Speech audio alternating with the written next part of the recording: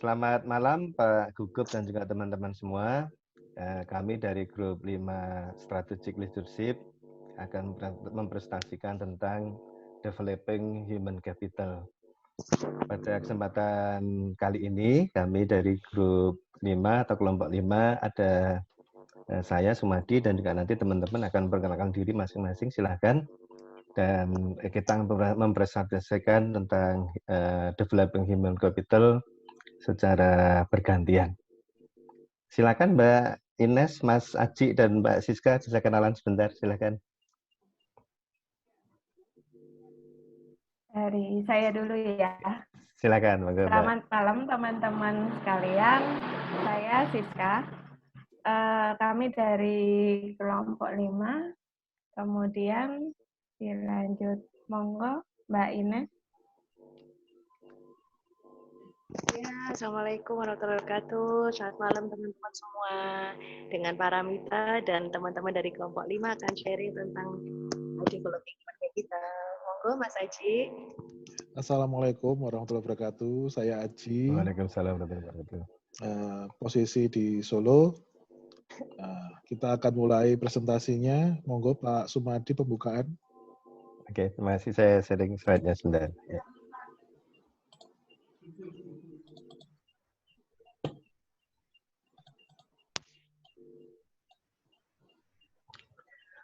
Oke, untuk strategic leadership di human capital, kita dari grup 5.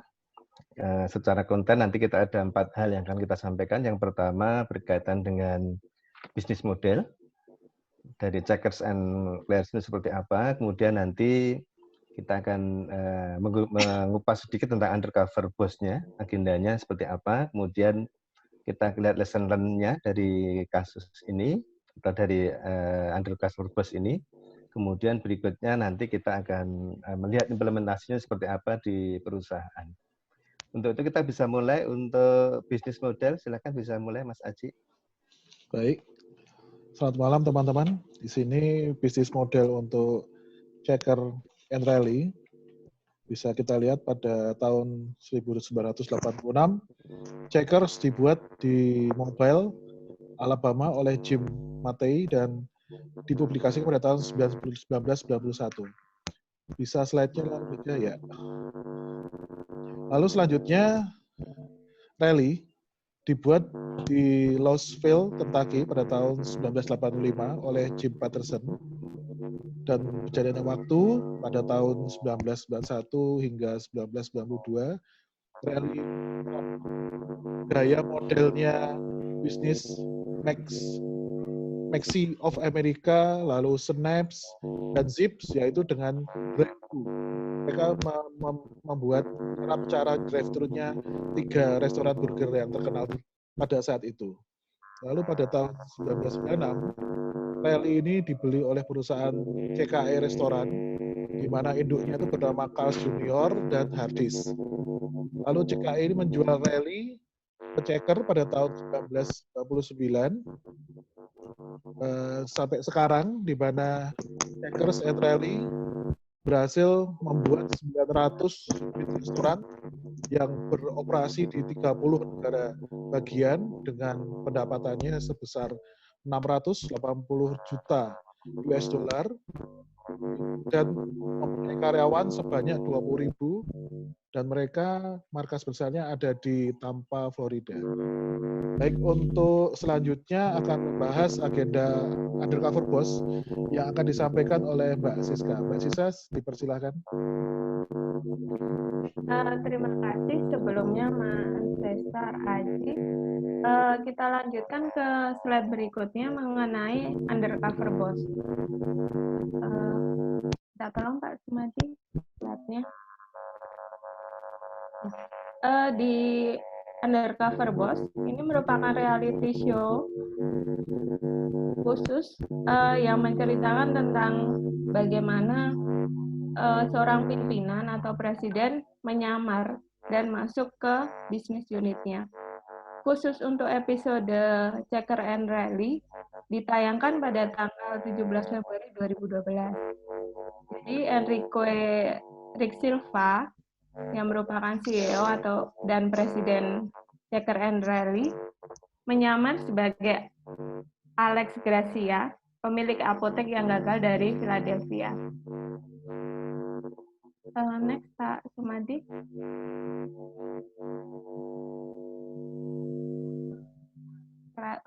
Selanjutnya.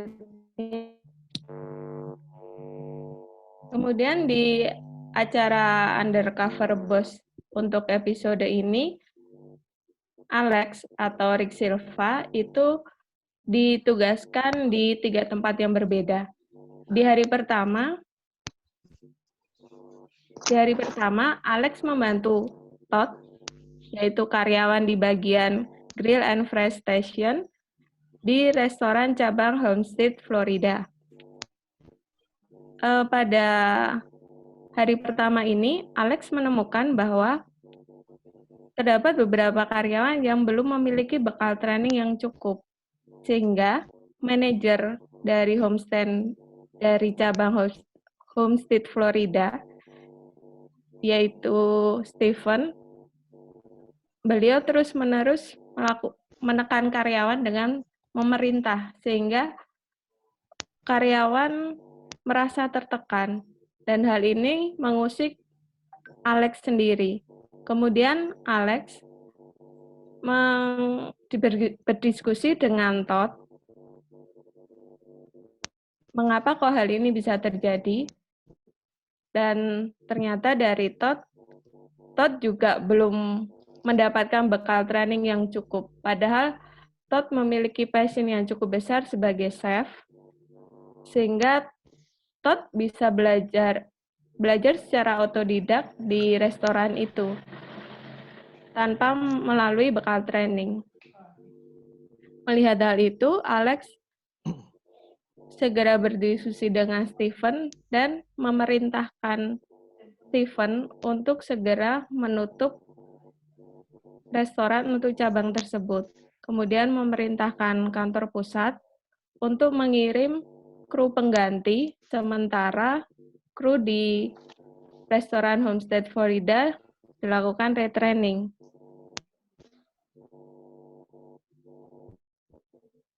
Untuk selanjutnya, di hari yang kedua, Alex ditugaskan untuk membantu Joyce, yaitu General Manager untuk restoran cabang Carol City, Florida. Alex membantu di bagian pemesanan drive-thru. Di hari kedua ini, Alex menemukan bahwa peralatan yang digunakan untuk pemesanan drive-thru sudah cukup tua, sehingga suara dari pemesan tidak jelas.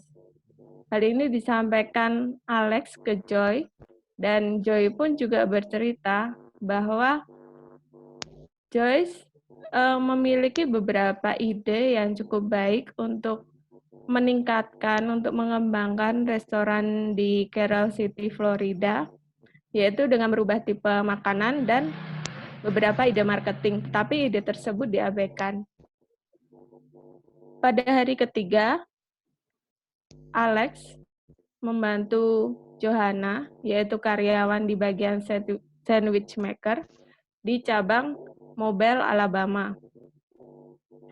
Di sini, Alex gagal memenuhi permintaan Johanna untuk menyiapkan sandwich secara tepat dalam waktu yang singkat. Pada hari ketiga ini, Alex menemukan bahwa Johanna merupakan salah satu karyawan yang dinilai potensial, tetapi belum memiliki insentif yang layak. Next slide, Pak Sumadi.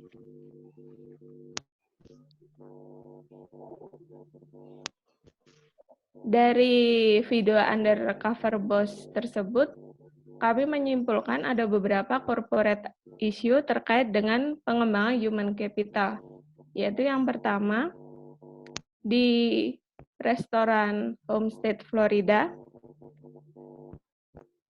terdapat isu bahwa kompetensi karyawan dan manajer dinilai kurang akibat kurangnya training atau inadequate training for restaurant manager and crew.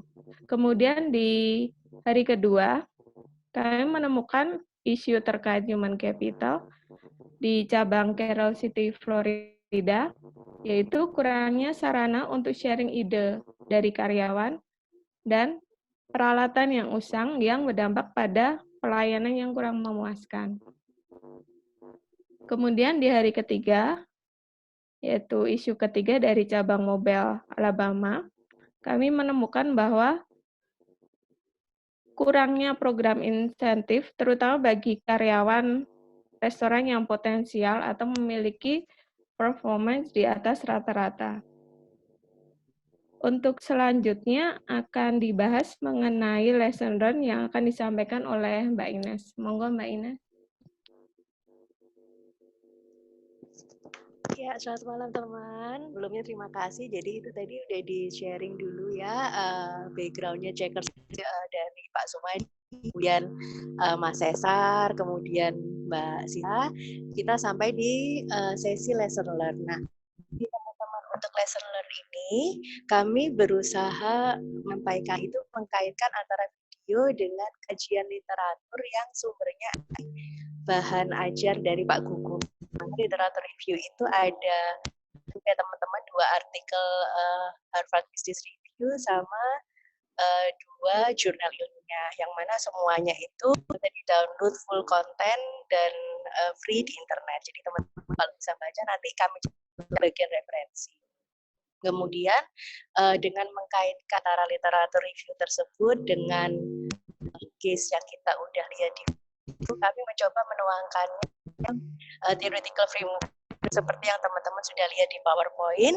Jadi lesson learn-nya adalah setiap perusahaan itu kan akan berusaha untuk mengelola aktivitasnya, bisa memperoleh competitive sebagai sumber untuk memenangkan jadi bertahan atau bahkan memenangkan kompetisi. Nah, gimana sih kita mendeveloping human capital ini sehingga capital ini bisa dijadikan competitive advantage. Jadi kita yang kotak itu. Untuk sampai di competitive advantage itu dikaitkan dengan developing human capital, kata kuncinya adalah ada di kotak hijau itu teman-teman, yaitu tentang empowering atau effective. Jadi teman-teman bisa lihat di situ gimana sih kondisi yang dikatakan bahwa people kita itu sudah empower atau sudah ada evaluation process di organisasi kita. Jadi bisa ditandai dengan tiga success factor, yaitu to understand, willing, and capable. Jadi untuk dengar di seminar itu understand, willing, capable itu apa sih? Jadi people kita itu kemudian punya passion di pekerjaannya yang akhirnya membuat mereka itu mampu untuk mendeliver value yang strateginya positif di pasar. Nah, otomatis untuk mencapai people empowering ini kan tidak dalam satu malam ya teman-teman, ada proses-proses yang nah proses-proses itu ternyata inline loh teman-teman, antara video sama kajian literaturnya. Itu dimulai dengan kita mendefine dulu capital yang dimiliki. Kita bisa lihat teman-teman lihat di kotak yang coklat ya, Pak Sumadi nunggu kotak yang coklat yang itu teman-teman bisa lihat capital sama social capital. Nah, human capital ini berhubungan dengan teman-teman, jadi lebih ke profesional, dekat ke individunya masing-masing karyawan perusahaan ini.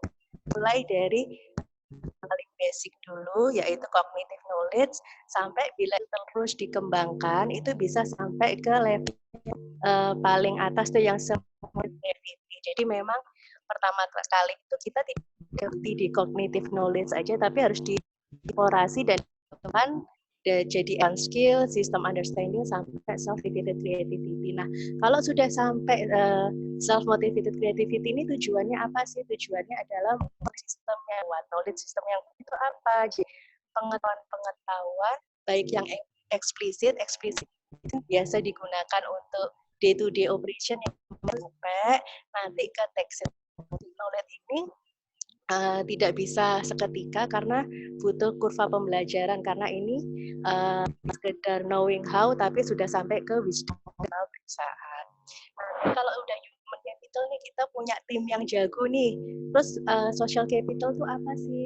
Kalau tim yang jago tapi tidak bisa bekerja bekerja sama, kan ini bekerja sendiri nih, makanya perlulah yang namanya social capital. Social capital itu teman-teman tuh intinya bagaimana situasi yang memungkinkan untuk tercapai baik. Nah, akhirnya ya teman-teman di jurnal itu disebut itu tentang making action, enabling trust, sama fostering cooperation. Kalau sudah punya ini dan sudah tahu punya dua capital ya teman-teman, human capital sama social capital itu, terus gimana sih proses berikutnya? Nah, itulah perannya strategi itu, yaitu di proses managing teman-teman. Proses managing ini kalau teman-teman sering dengar kalimat appraisal, placement sampai assessment, itu sebenarnya ya tentang managing ini teman-teman, gimana manajemen ini bisa memaksimalkan potensi dari human capital yang dimiliki. Itu dari mulai hiring, evaluating, changing, sampai dengan configuring dan leveraging. Nah, itu kalau di breakdown ke program yang operasional, makanya human kan selalu menekankan siklus dari mulai hiring, training, terus tentang reward, incentive, benefit system, sama. Nah, kalau dikaitkan satu kesatuan konsep ini tadi, ditarik lagi ke video yang di undercover, bos. Pak Sum, nun sewu, boleh tolong ke ini ya, slide 6 ya Pak Sum.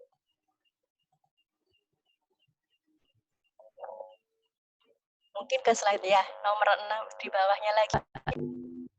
Slide nomor 6 yang ya. Jadi untuk contoh yang lebih komprehensif terhadap konsep yang tadi kami sampaikan, kita lihat nih di sini teman-teman, nomornya seperti apa. Jadi untuk hari pertama itu sama price station seperti udah disampaikan Mbak Siska sebelumnya. Jadi untuk menjawab corporate issue tadi, akhirnya perusahaan memutuskan untuk yang bertugas saat itu oleh tim lain karena akan ikut training seperti itu. Jadi diikutkan training supaya baik maupun kru itu memahami sama standar standarnya di perusahaan itu untuk menjalankan restoran seperti apa. Untuk salah satu tokoh di sini kan dia passionate banget nih di bidang kulineri. Nah, itu dikembangkan dan didorong dengan cara disampaikan bahwa Todd ini mendapatkan full scholarship beasiswa penuh untuk mendapatkan culinary degree. Jadi tidak hanya sekedar diberikan buat uang, tapi juga diberikan kesempatan mengembangkan kemampuannya melalui pemberian beasiswa tersebut. Kemudian untuk hari 2 kita kan bertemu dengan Joyce. Joyce itu adalah general manager yang selalu cheerful walaupun kondisi ini ada keterbatasan. Jadi di situ disampaikan Joyce ini cukup capable ya teman-teman. Dia memiliki ide yang sebenarnya bisa dimanfaatkan perusahaan untuk mengembangkan program marketing. Nah, tapi selama ini belum mendapatkan channel yang memadai. Nah, akhirnya dengan adanya undercover boss itu didapatkan.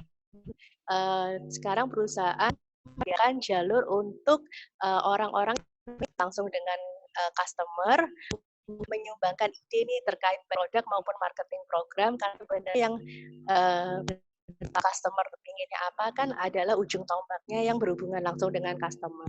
Kemudian juga dilakukan perbaikan terhadap ini alat pemesan ya teman-teman. Kalau teman-teman lihat videonya kan kurang dengar berkali-kali kayak gitu kan, menghambat proses nyaman, itu juga sudah diberi alat yang baru sehingga lebih menyamankan kondisi kerja.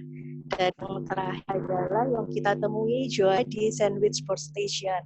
Di sini Joanna itu sudah bekerja selama 7 tahun. Ini dia menginfokan bahwa yang didapatkan itu sampai di level manajer restoran. Jadi akhirnya si Joanna ini tadi dengan Joanna diambillah kebijaksanaan bahwa insentif itu juga harusnya sampai ke kru restoran. Semua orang bisa diapresiasi. Selain itu adalah untuk orang-orang yang memiliki kapabilitas dan loyalitas yang baik, itu juga disediakan Berarti career path ini tidak hanya berhenti sampai di level manager, tapi juga lebih banyak lagi kesempatan untuk sampai kru restoran. Jadi di Joanna ini dia mendapatkan promosi sekaligus untuk kesempatan bersama CEO selama proses coachingnya itu tadi. Jadi ditawarkan career path yang luas juga, kru jadi tidak manager tapi kru-kru yang juga terlibat yang di kesuksesan suatu restoran. Nah, mungkin seperti itu lesson learn antara tinjau atur maupun yang sudah kita dapatkan dulu untuk mendapatkan lagi lebih insight-nya kita dapat lagi, kita lihat yuk praktik kalau di lapangan di perusahaan teman-teman dalam hal ini akan di-sharing oleh Pak Sumadi tentang penerapan di Danone. Silakan Pak Sumadi. Oke, terima kasih Mbak Ines. Untuk penerapan, sebenarnya secara umum, tujuan dari implementasi human capital adalah seperti tadi Mbak Ines tadi adalah memang di kolom yang hijau ya, ke bagaimana people itu empowering, dia punya understanding yang cukup, kemudian dia mempunyai keinginan bekerja yang baik, dia juga punya kemampuan, sehingga dengan demikian ini perlu dirumuskan dalam suatu kesatuan program yang ada di perusahaan. Penerapan yang ada di Danone Group atau di PT SGM sebenarnya secara clustering kita bagi menjadi 3. Yang pertama adalah dari sisi organizational development, karena sebenarnya nanti implementasi yang ada di 3 ini, baik organizational development, people development maupun talent management, ini akan menjawab ketiga isu juga yang tadi ada di Checkers and Larry's. Jadi sebenarnya secara penerapan program, di samping untuk mencapai tujuan yang di kolom hijau tadi, baik dari sisi understanding, willing maupun capable, juga akan menyelesaikan masalah yang ada yang sama sebenarnya terjadi ada di banyak perusahaan yang ada di Checkers tadi. Yang pertama secara umum untuk organizational development di sini organisasi itu harus dibuat efektif begitu ya, dengan nanti adanya manpower planning yang baik, kemudian juga secara job desk juga harus clear karena beberapa bisa tadi karyawan tidak tahu bagaimana caranya bekerja, jadi karena job desk-nya juga tidak jelas begitu. Kemudian juga secara change management ini juga mendapat perhatian karena di hari pertama saat di Homestead Florida tadi disebutkan bahwa di sana ternyata manajernya juga baru gitu ya. Sampai karyawannya juga ternyata juga kurang training seperti itu ya. Itu menjadi satu bagian di mana change management jadi satu poin yang ada penting untuk di dalam organizational development. Kemudian yang kedua dari sisi people development di Danone Group di clustering sendiri menjadi satu hal begitu ya. Kemudian di sini tetap akan mulai tadi kalau dari depan tadi dari sisi managing ada hiring, evaluating, changing, configuring dan leveraging. Secara umum di sini masuk dalam tagline disebut people development, di mana mulai dari rekrutmen, kemudian kompetensinya seperti apa, karirnya seperti apa, kemudian pelatihan-pelatihan dan development yang dibutuhkan seperti apa, itu menjadi bagian yang harus diperhatikan di dalam penerapan people development ini. Dengan demikian nanti tujuan akhir yang tadi dari sisi understand, willing, capable tadi akan terdukung juga penuh oleh dari sisi people development, karena di sini pada poin training and development jadi satu poin yang sangat penting untuk diperhatikan. Di sisi lain di sini juga untuk pengembangan orang perlu juga adanya pengukuran KPI. Jadi dalam bekerja itu ada pengukuran KPI yang jelas bahwa dia harus melakukan apa targetnya dalam tahun itu, kemudian nanti ada monitoringnya, ada coachingnya, ada monitoringnya, kemudian di akhir tahun nanti akan dievaluasi. Dengan demikian akan pengukuran KPI ini menjadi satu hal yang sangat penting dalam people development. Yang terakhir adalah untuk talent management. Jadi tentunya tadi di Checkers hari kedua dan ketiga atau dalam 3 hari itu sebenarnya Rick menemukan 3 orang yang sebenarnya luar biasa gitu ya di Checkers itu. Ini menjadi salah satu talent-talent yang ada di Checkers sebenarnya.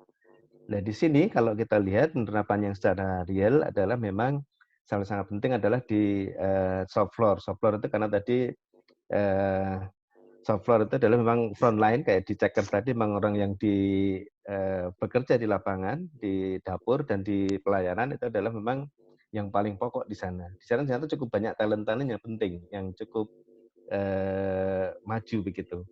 Kemudian yang berikutnya, setelah kita tahu ada talent, ya di situ ada pengembangan development-nya, ada pengembangan talent tersebut seperti itu. Kemudian setelah pengembangan talent itu dilakukan, bisa jadi akan ke, kalau di teori tadi disebutkan Mbak Ines, ada namanya di sini career path.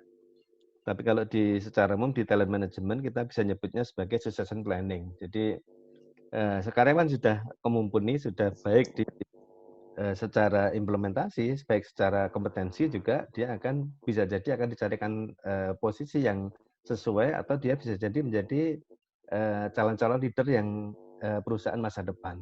Dengan demikian karyawan yang loyalitasnya baik, kompetensinya baik, kemudian dedikasinya baik, akan bisa menjadi leader-leader suatu perusahaan di masa depan. Dan di sini salah satu penerapan yang ada di Danan Group, dan ini diformulasikan ke dalam 3 klaster yang supaya lebih gampang di organizational development, people development, maupun di talent management. Tapi secara umum tujuannya adalah sama, kita bagaimana penerapan dari talent management itu sendiri atau penerapan dari human capital yang diterapkan di perusahaan itu bisa untuk membuat karyawan yang ada di sana adalah memang karyawan-karyawan yang empower gitu ya, yang dia berdaya dari sisi kemampuan, understanding, dari willing maupun dari sisi capable. Saya kira itu secara keseluruhan dari presentasi grup 5 strategic leadership. Terima kasih kepada teman-teman semua. Untuk selanjutnya kita akan menutup presentasi kita pada sore malam hari ini. Saya kira cukup banyak yang bisa kita sampaikan, ya semoga nanti bisa ada beberapa hal yang akan ditanyakan atau dikonfirmasi kepada kami, nanti bisa disampaikan juga secara offline atau secara email juga tidak apa-apa. Saya kira begitu dari kami. Terima kasih sekali lagi teman-teman, Mas Aji, Mbak Siska, Mbak Ines. Terima kasih. Saya kira cukup ya. Terima kasih. Oke. Assalamualaikum warahmatullahi wabarakatuh. Salam warahmatullahi wabarakatuh.